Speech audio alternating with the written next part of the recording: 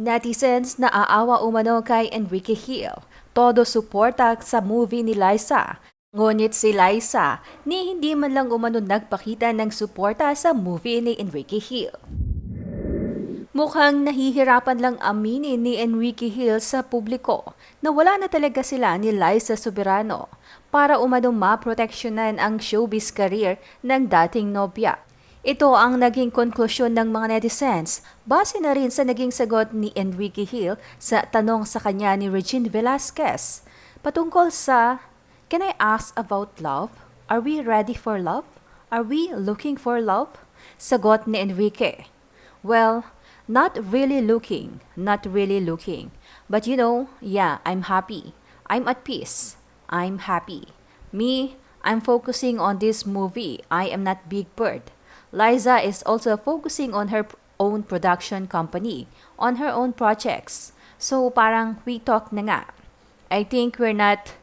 This is also really good for us to go on our own path in our career, just to be able to grow." Komento tuloy ng netizen, "Kung magkarelasyon pa yan, deretsahan na sagot na, mahal pa namin ang isa't isa no matter what." Dagdag naman ng isa pang netizen, "Break na sila kasi gusto muna mag-focus sa self, lalo na si Liza. Kasi di niya sasabihin na not really looking kung sila pa ng very serious, hehe. It means focus muna sila sa mga career nila and they are no longer together as a couple, but they're okay siguro as a friend na din for respect and appreciation." Daming sinasabi, bottom line naman is sinabi niya break na sila pero they are in good terms, focusing on each other's career. At para sa akin, wala namang problema kung hiwalay na sila. Still, I will support Enrique as a fan.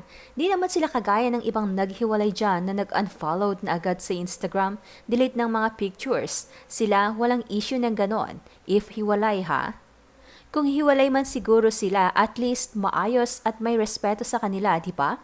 Di sila yung paghiwalay na nagkakalabasan na ng pagkakamali ng isa't isa. And mukhang maayos pa din sila pati family nila, in good terms pa din. So wala nang issue. Kung naghiwalay sila, at least di nila unfriend ang isa't isa. Showbiz, pinoprotektahan lang ni Enrique ang career ni Liza para di masira. Support ni Enrique sa new movie ni Liza, may pa-story pa sa IG. Si Liza, di man lang nag-support kahit story niya i-movie ni Ken. Wala na sila matagal na. In denial pa din si Ken, kawawa siya, while Liza is enjoying and Enrique is still hoping. Read between the lines na lang. Si Liza kasi puro bitterness ang nasabi tungkol dito, kasi malamang break na talaga yung mga yan. In denial lang. Komento naman ng isa, "Hindi na sila, hindi lang matanggap ni lalaki." Confirmed, wali na sila. Hindi naman itatanong ni Miss Regine yung ganong tanong kung may namamagitan pa sa kanila. At saka sa showbiz talaga ang mga artista ang mas nakakaalam ng totoong updates sa mga personal na buhay kaysa sa atin na manonood lang sa TV. And saka rin pag si OG Diaz ang nag-spill ay totoo yan. Nauna pa nga yan na niladlad niya sa media kaysa sa Katniel issue diba? Yung Katniel nga nakipag-away pa mga fans hindi nga daw totoo. O tignan nyo, sa huli, nalantad din sa public na hindi nagsisinungaling si OGD. At sa sagutan din niya, mahina talaga utak kung hindi pa magets Naisip naman daw ng isa pang netizen na baka may dahilan din si Ken kaya ayaw pa niyang ilabas at bahala na ang publiko mag-figure out. Kasi di naman natin alam yung totoong rason baka makaapekto sa career. Sige Ken, tama yung ginagawa mo. Sanggain mo na lang para di na lumalala. Mas mabuti yung ganyan para wala nang madaming follow-up. Kasi pag inamin mo na wala na kayo, madami nang kasunod na tanong yan like anong rason ng breakup and etc.